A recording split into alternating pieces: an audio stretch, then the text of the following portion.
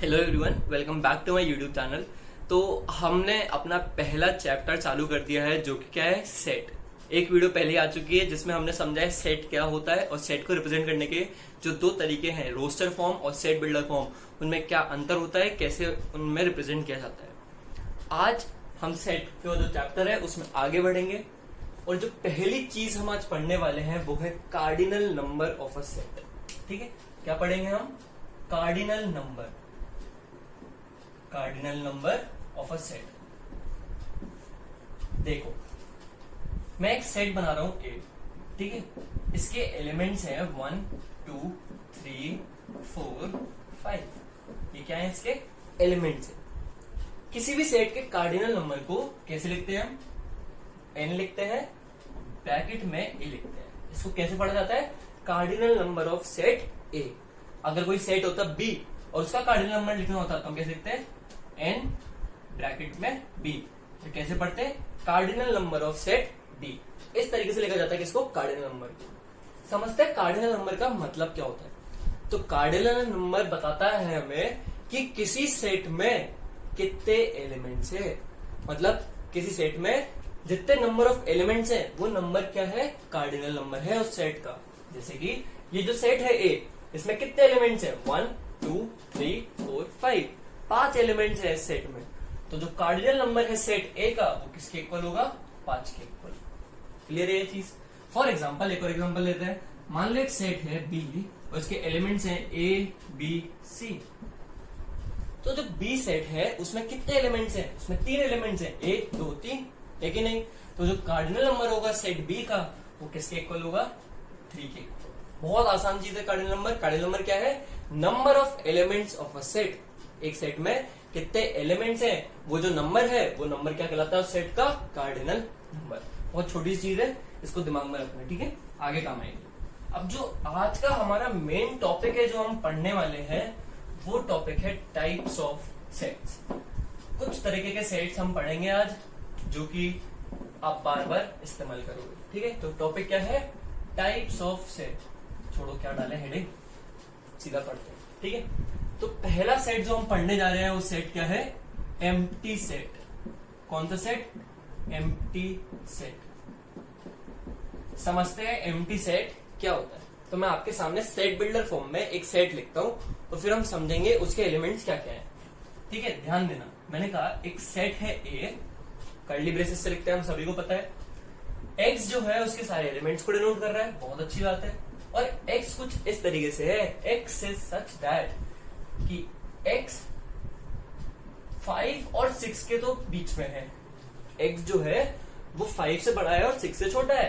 साथ ही साथ में एक्स जो है वो क्या है? एक नेचुरल नंबर। क्या है? एक्स कुछ इस तरीके से है, x is such that x 5 और 6 के बीच में है, ठीक है। साथ ही साथ एक्स क्या है? एक नेचुरल नंबर है। अब आप कहोगे सर ये क्या कर दिया, 5 और 6 के बीच में नेचुरल नंबर? कोई नेचुरल नंबर ही नहीं है 5 और 6 के बीच में। हम सबको पता है नेचुरल नंबर्स क्या होते हैं? 1 2 3 4 5 6 7 8 9 10, ऐसे ही चलते चले जाते हैं। 5 और 6 के बीच में कौन सा नेचुरल नंबर है? कोई भी नेचुरल नंबर नहीं है। तो अगर मैं आपसे पूछूं ए सेट के एलिमेंट्स लिखो, ए सेट में कौन कौन से एलिमेंट्स है, तो आप कहोगे सर ए का कोई एलिमेंट नहीं है, 5 और 6 के बीच में कोई नेचुरल नंबर ही नहीं होता, क्या लिखूं मैं? तो इसी चीज को लिखने के लिए हमने जो सेट डिफाइन करा वो सेट क्या था? Empty set.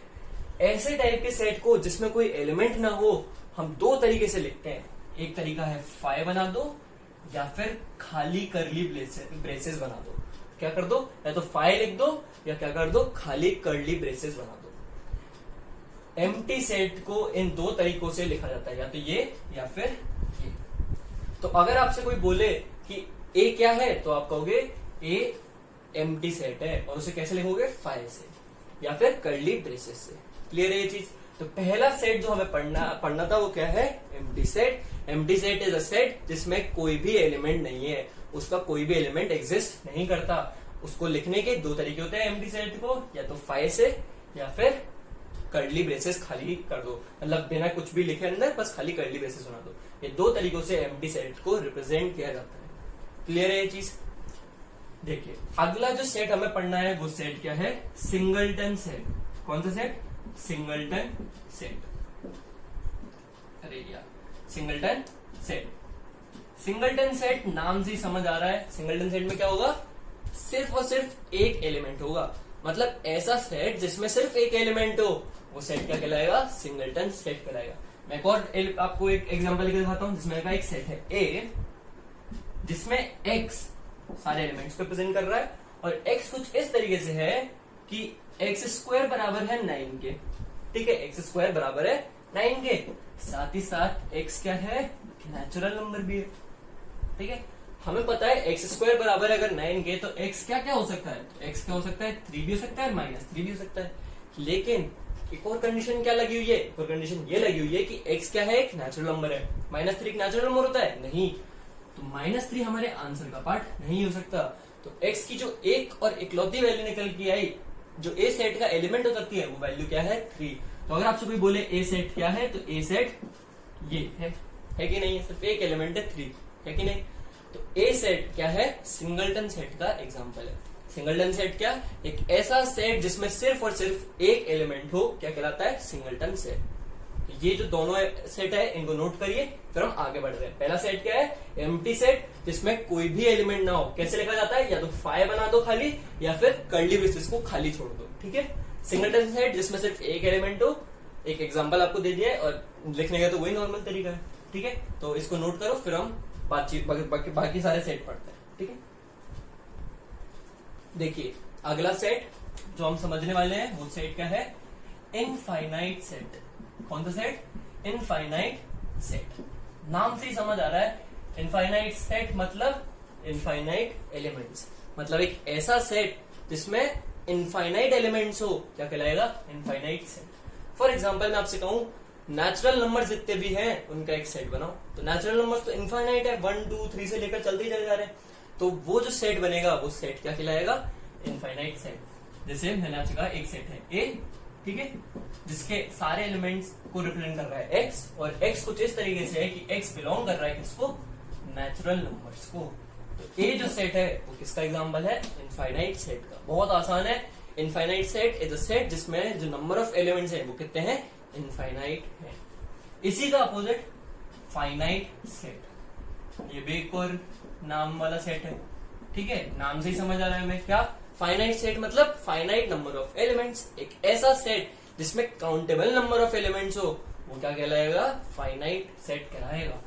फॉर एग्जाम्पल अगर एक सेट है ए, 1 6 7, कुछ भी मान लो, कोई चलो कुछ भी ले लेते हैं, 1 2 3 4 से लेकर, और मान लो ये वैल्यू 17 तक जा रही है, तो क्या 17 अनकाउंटेबल नंबर है, बिल्कुल नहीं। ये 1000 होता, 10,000 होता, 15,000 होता, 20,000 होता, 1 लाख होता, जितना भी नंबर होता है, बस वो नंबर क्या होना चाहिए, काउंटेबल होना चाहिए, हम काउंट कर सकें, इतने एलिमेंट होने चाहिए। तो जो सेट बनेगा उन एलिमेंट्स का, वो सेट क्या कहलाएगा, फाइनाइट सेट कहलाएगा। अब सिंस सेट ए के या फिर किसी भी फाइनाइट सेट के जो एलिमेंट्स हैं वो क्या होते हैं, काउंटेबल होते हैं, तो इस वजह से हर फाइनाइट सेट का कार्डिनल नंबर वैलिड है। हर सेट का कार्डिनल नंबर होगा। कौन से, फाइनाइट सेट, हर एक फाइनाइट सेट का क्या होगा, कार्डिनल नंबर एग्जिस्ट करेगा। कार्डिनल नंबर क्या होता है, हमने अभी पढ़ा, किसी सेट में कितने नंबर ऑफ एलिमेंट्स हैं, वो चीज हमें बताता है क्या, कार्डिनल नंबर। और अगर जो एलिमेंट्स हैं किसी सेट के, वो क्या है, काउंटेबल है, तो वो सेट क्या होगा, फाइनाइट होगा, और उसका कार्डिनल नंबर भी क्या करेगा, एग्जिस्ट करेगा। तो फाइनाइट सेट और इनफाइनाइट सेट, इनफाइनाइट सेट में इनफाइनाइट एलिमेंट्स होते हैं, फाइनाइट सेट में फाइनाइट एलिमेंट्स होते हैं, काउंटेबल एलिमेंट्स होते हैं, और साथ ही साथ इसका कार्डिनल नंबर भी एग्जिस्ट करेगा। ठीक है, बहुत आसान है, नोट कर लो ये फटाफट से।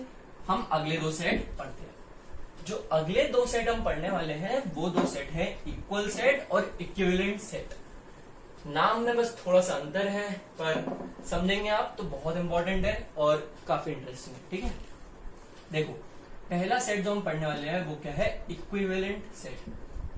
Equivalent set, equivalent set. ठीक है, समझते हैं इक्विवेलेंट सेट क्या होता है। देखो मैं 2 सेट बना रहा हूं। एक सेट है ए जिसके एलिमेंट्स हैं 1 2 3, ठीक है। ऐसे ही एक और सेट है बी जिसके एलिमेंट्स हैं ए बी सी, ठीक है। अगर मैं आपसे पूछूं कार्डिनल नंबर ऑफ ए क्या है, तो आप क्या कहोगे, सर ए में 3 एलिमेंट्स हैं, तो कार्डिनल नंबर ए का क्या होगा? 3 होगा। अगर मैं आपसे बोलूं कार्डिनल नंबर ऑफ बी बताओ, तो आप कहोगे सर बी के अंदर भी 3 एलिमेंट है, ए बी और सी, तो बी का जो कार्डिनल नंबर है वो भी 3 होगा। तो ऐसे दो सेट जिनका कार्डिनल नंबर बराबर हो, मैं क्या कह रहा हूं, ऐसे दो सेट जिनका कार्डिनल नंबर बराबर हो क्या कहलाते हैं? इक्विवेलेंट सेट्स कहलाते हैं। तो ए और बी का जो कार्डिनल नंबर है वो क्या है? बराबर है। दोनों में 3-3 एलिमेंट हैं, तो ए और बी किसके एग्जाम्पल है? इक्विवेलेंट सेट के एग्जाम्पल हैं। किसके एग्जाम्पल है? इक्विवेलेंट सेट के एग्जाम्पल है। बहुत आसान चीज है। कोई भी सेट आपको दे रखे हो, आपको क्या करना है? दोनों के कार्डिनल नंबर निकालने हैं। अगर कार्डिनल नंबर सेम है तो इक्विवेलेंट सेट, नहीं सेम है तो नहीं है इक्विवेलेंट सेट। और कार्डिनल नंबर से हमें पता है क्या पता चलता है? Number of elements. तो आप बस नंबर ऑफ एलिमेंट्स काउंट करो, कार्डिनल नंबर निकालो सेट का, देखो सेम है अगर कार्डिनल नंबर तो किसके एग्जाम्पल है? इक्विवेलेंट सेट के, और नहीं है तो नहीं है एग्जाम्पल किसके? इक्विवेलेंट सेट के। बहुत आसान है इक्विवेलेंट सेट, तो आप इसे नोट कर लीजिए। अगला जो हम सेट पढ़ने वाले हैं वो सेट का एग्जाम्पल है इक्वल सेट। इक्विवेलेंट सेट नहीं, इक्वल सेट। EQUAL, वापस लिख देते हैं, EQUAL। Equal set. सेट दूर हो गया थोड़ा, कोई बात नहीं, पास आ गया, ठीक है। अब अगला जो एग्जांपल हम पढ़ने वाले हैं वो किसका पढ़ने वाले हैं? इक्वल सेट क्या होता है ये हम समझेंगे, ठीक है। देखो एक सेट है ए जिसके एलिमेंट्स मैंने कहा क्या है? 1 2 3, ठीक है। दूसरा एक और सेट है बी जिसके एलिमेंट्स क्या है? 3 1 2, ठीक है। लेकिन ए और बी के अगर मैं एलिमेंट्स की बात करूं, ए और बी के एलिमेंट्स की बात करूं, तो ए और बी के एलिमेंट्स क्या है? सेम है। ए और बी के एलिमेंट्स क्या है? सेम है। तो ऐसे दो सेट जिनके एलिमेंट्स क्या हो? सेम हो, ऐसे दो सेट जिनके एलिमेंट्स क्या हो? सेम हो, क्या कहलाते हैं? इक्विवेलेंट, वो इक्वल सेट्स। क्या कहलाते हैं? Equal set. तो आप क्या कहोगे? ए बराबर है किसके? बी के। दो सेट तभी इक्वल सेट कहलाएंगे जब उनके जो एलिमेंट्स हैं, जब उनके एलिमेंट्स क्या है? सेम है। जब उनके एलिमेंट्स क्या है? सेम है। फॉर एग्जाम्पल अगर एक सेट है A 1 2 3 और एक सेट है C जो कि क्या है? A B C, तो सही बात है इन दोनों का कार्डिनल नंबर क्या है? सेम है। इसमें भी 3 एलिमेंट है, इसमें भी 3 एलिमेंट है, पर 1 2 3 इसके एलिमेंट्स और इसके एलिमेंट्स क्या है? A B C। इनके जो एलिमेंट्स है वो क्या नहीं है? सेम नहीं है। तो A और C इक्विवेलेंट सेट हो सकते हैं। ध्यान से सुनना मैं क्या कह रहा हूं। A और C इक्विवेलेंट सेट हो सकते हैं। क्यों? क्योंकि इन दोनों का कार्डिनल नंबर क्या है? सेम है।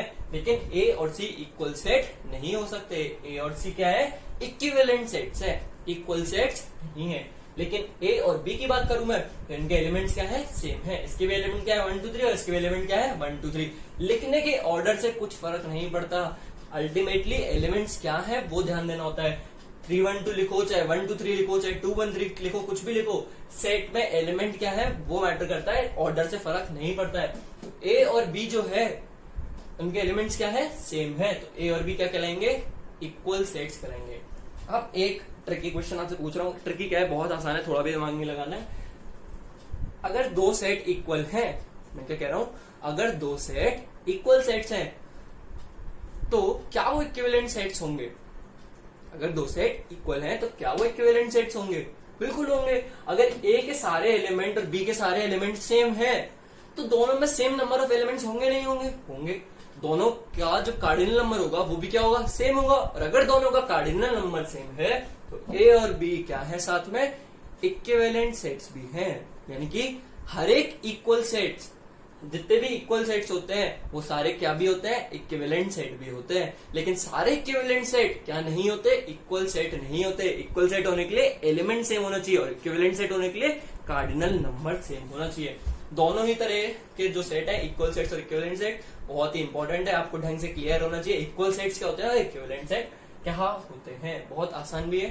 तो आज की वीडियो के लिए इतना ही। हमने क्या समझा? हमने पहले कार्डिनल नंबर समझा, 6 तरीके के, फिर हमने सेट समझे। कौन कौन से सेट? हमने पहले एम्प्टी सेट समझा जिसमें कोई भी एलिमेंट नहीं होता, उसको कैसे रिप्रेजेंट करते हैं हम? 5 से रिप्रेजेंट करते हैं या फिर कर्ली ब्रेसेस खाली छोड़ देते हैं। दूसरा हमने समझा सिंगलटन सेट जिसमें सिर्फ और सिर्फ एक एलिमेंट हो। तीसरा हमने समझा इनफाइनाइट सेट, जिसमें इनफाइनाइट नंबर ऑफ एलिमेंट्स हो। फॉर एग्जाम्पल एक ऐसा सेट जिसमें सारे नेचुरल नंबर्स हो, ठीक है। फिर चौथा हमने क्या समझा, फाइनाइट सेट, जिसमें काउंटेबल नंबर ऑफ एलिमेंट्स हो। तो उस सेट की कार्डिनैलिटी जो है, उसका जो कार्डिनल नंबर है वो भी क्या होगा, एग्जिस्ट करेगा। उसके बाद हमने पढ़ा इक्विवेलेंट सेट। इक्विवेलेंट सेट क्या होता है, जिन ऐसे दो सेट जिनका कार्डिनल नंबर क्या हो, सेम हो। एलिमेंट क्या है उससे हमें फर्क नहीं पड़ता, बस उनका कार्डिनल नंबर, उनमें जो नंबर ऑफ एलिमेंट्स है वो क्या होने चाहिए, सेम होने चाहिए। बात करें इक्वल सेट की, तो इक्वल सेट में जो एलिमेंट्स हैं वो सेम होने चाहिए, और वो सेम होंगे तो नंबर ऑफ एलिमेंट्स तो ऑब्वियसली सेम होंगे, किसमें, दोनों सेट्स में। तो इस वजह से जो इक्वल सेट्स होते हैं उनका जो कार्डिनल नंबर होता है वो क्या होता है, सेम होता है। हर एक इक्वल सेट क्या होता है, इक्विवेलेंट सेट होता है, लेकिन सारे इक्विवेलेंट सेट्स क्या नहीं होते, इक्वल सेट नहीं होते। तो आज की वीडियो में इतना ही। अगर ढंग से सारे तरीके के सेट समझ आए हो और मजा आ रहा है ये चैप्टर पढ़ने में, सेट चैप्टर पढ़ने में, तो वीडियो को जरूर लाइक करना एंड कमेंट में मेरे को बताना कैसा लग रहा है। ऑल्सो दोस्तों के साथ शेयर करो यार इसे अभी वीडियो को, ठीक है। उन्हें भी बताओ कि यहाँ पे मैच पढ़ा रहे हैं और उन्हें भी समझने का मौका दो। और चैनल को अगर सब्सक्राइब नहीं किया है तो चैनल को सब्सक्राइब भी करो। मिलते हैं अगली वीडियो में, सेटी चैप्टर की बात करेंगे। अभी ये चलेगा 1-2 लेक्चर और फिर एक खत्म करेंगे हम। तो मिलते हैं अगली वीडियो में, तब तक के लिए ढंग से पढ़ते रहो, मजे करो, और इसके जो क्वेश्चंस है वो करते रहना। हाँ, इसकी अगर मैं आपको आज के होमवर्क की बात करूं तो आरडी शर्मा की एक्सरसाइज 1.3 खत्म कर देनी है आपको। क्या खत्म कर देनी है, आरडी शर्मा की एक्सरसाइज 1.3 क्या कर देनी है, खत्म कर देनी है पूरी तरीके से। और मैं डिस्क्रिप्शन में भी पीडीएफ बना के डाल दूंगा, ठीक है, क्वेश्चंस की, तो वो भी कंप्लीट कर देना। और आरडी शर्मा की एक्सरसाइज 1.3 खत्म कर देनी है आपको पूरी तरीके से। समझ आ गई, करो बढ़िया। मिलते हैं अगली वीडियो में। Thank you for watching.